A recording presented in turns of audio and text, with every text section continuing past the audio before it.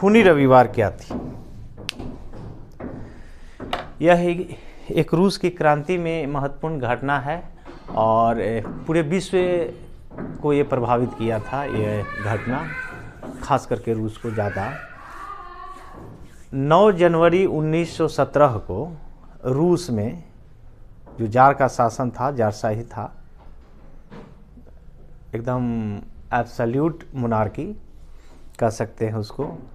9 जनवरी 1905 और नए कैलेंडर के अनुसार 22 जनवरी 1905 को फादर गैपन के लीडरशिप में मजदूर अपने बेटर दूरी और बेटर सरवाइव के लिए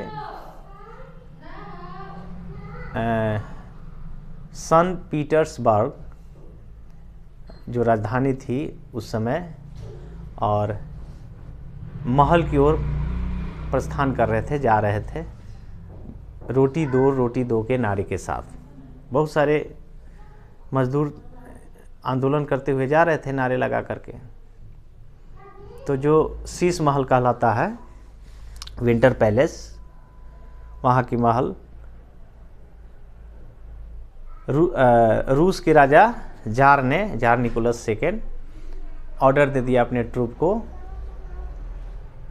कोसेक को, कि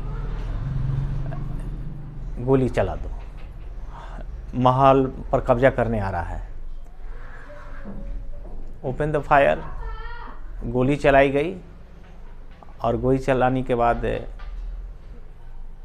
लगभग 100 मजदूर मारे गए, 300 से अधिक घायल हो गए।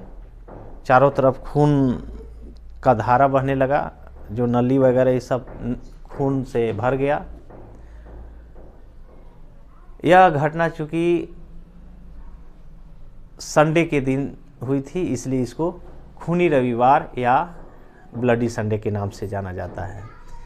यह घटना के बाद पूरे जो रूस था, आम जनता, खास करके लिबरल और रेडिकल लोग काफ़ी आक्रोशित हो गए।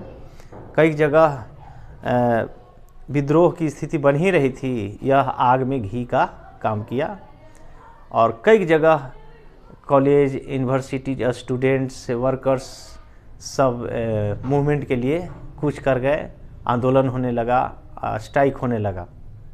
तो राजा ने इस आंदोलन को दबाने के लिए रिप्रेशन का भी, दमन का भी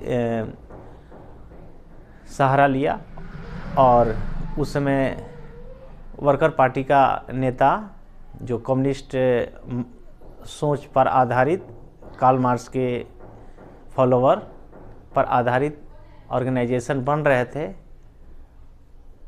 अपने आप को खतरा माना लेनिन से, और लेनिन को देश से बाहर निकाल दिया। उसके बाद अन्य जो क्रांतिकारी लोग थे, उनके लीडरशिप में यह क्रांति हुई 1917 में। 1917 में जब क्रांति हुई, राजा को हटाया गया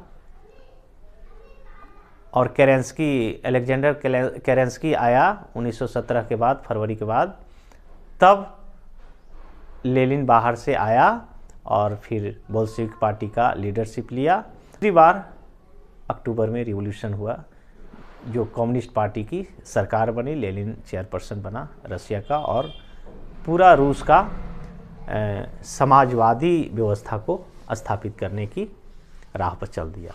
थैंक यू।